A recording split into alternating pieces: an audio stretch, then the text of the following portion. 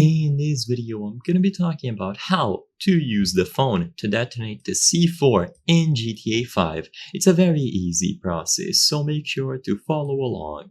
During the mission, the Burial Raid, you might have come across the part where you have to bring up your phone to blow up the C4 that was planted in the building. So to do this, all that you have to do is go into the contacts. So when you get to this point in the mission, the Burial Raid, you will pull up your phone and then go into the contacts. So the option to detonate is available within the contacts. As you can see, it is hidden here.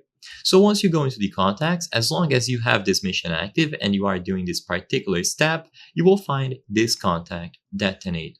Upon calling this contact, as you might have guessed, this will detonate the C4 that was planted.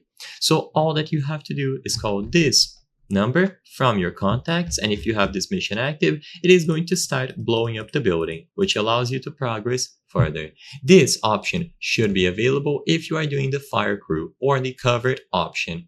So you will be able to plant the C4, and after it is planted, you bring up your phone, go into the contacts, and detonate the C4.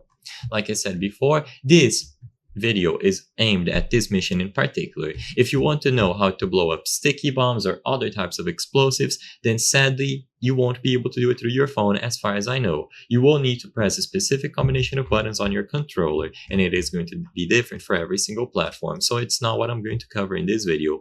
But for this particular heist or raid, this is how you will be able to blow up the C4 that was planted when doing the covert or fire crew route for this particular mission in the story mode of GTA 5. Go into the contacts, hover over the detonate contact, and then call them to get the C4 to blow up.